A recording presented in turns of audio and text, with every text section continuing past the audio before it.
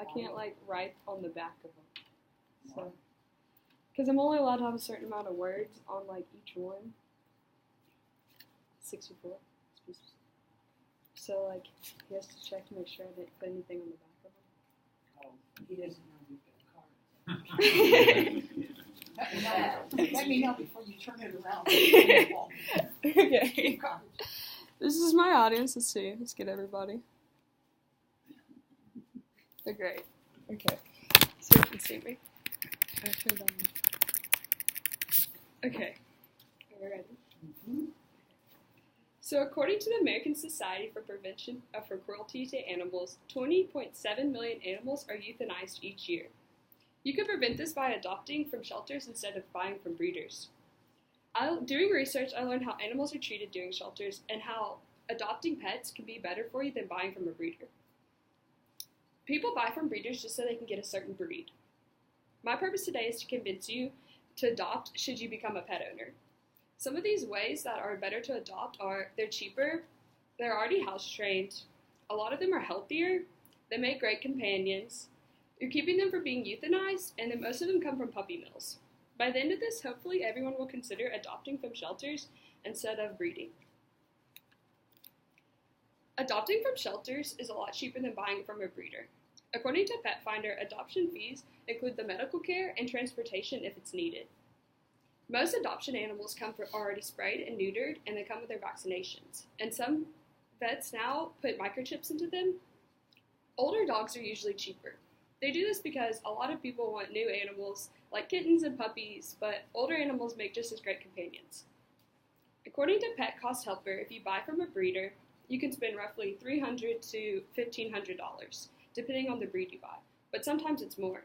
But if you buy from a breeder, they aren't spayed neutered and they don't have their vaccinations, and none of them come with microchips. Now that I've told you the difference in cost, I'll tell you about house training your new animal. Many people believe that animals are in shelters because they were abused, but really they end up there because caregivers can't care for them anymore, which means a lot of them are already house trained. Shelter and rescue workers prepare the animals to be transitioned into a new home. According to the Humane Society, our main goal is to help support the animal and get them out of their care and into a new home as effectively as possible. This includes making house training and basic training and social skills very important. The main skills are so important to continue getting into a new home. If house training hasn't shown you enough about adopting, you also have the health of the animals to think about. Shelter animals, our health is watched every day. When they're brought in, they get a full physical. Many shelters have veterinary clinics, and so when a medical condition arises, they can treat it right away. If you buy from a breeder, you don't know the animal's health. Only the vet gives you a certificate that tells you the breed of the animal. Animals bought from breeders don't have vaccinations yet, and the new caregiver has to take care of all of those on their own. Now that you know the difference between the health of the two, I'll tell you about adopting your new companion. A pet is something that will love you unconditionally. The love of these animals is so amazing. The pet helps raise your self-esteem, and they're always there for you when you need them. If you're having a rough day, they can tell, and they'll sit with you until you do feel better. A special bond is formed when you rescue a pet from a home. Now that you know how great getting an animal can be, I'll tell you how adopting an animal saves them. According to the American Society for Prevention of Cruelty to Animals, 6.5 million animals enter shelters each year, 3.3 million being dogs and 3.2 million being cats. Last year, 3.2 million were adopted. You might ask what happens to the rest of them. They're euthanized, which means to be put down. The main reason they're euthanized is to make room for more animals. According to the American Association for Prevention of Cruelty to Animals, 78 million dogs and 85.8 million cats are in homes today. But if you adopt from a shelter, you're saving 2 lives. The animal you adopted and the animal that's going to take the place of the one in the shelter. You're giving that animal a chance to be adopted too. Now that you know what happens in a shelter, we're going to tell you where non-rescue shelters get their animals from.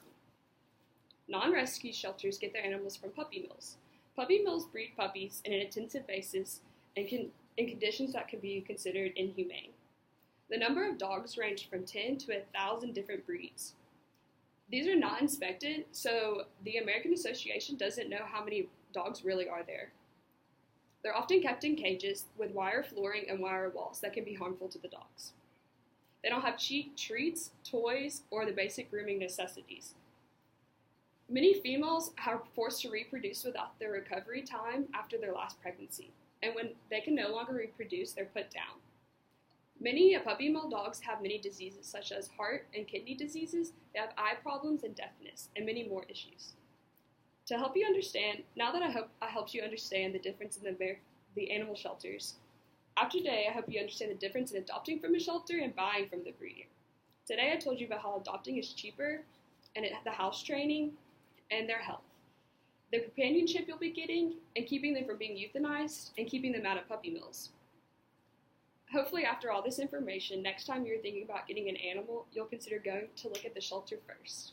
Thank you. Great job. I knew it breaks your heart.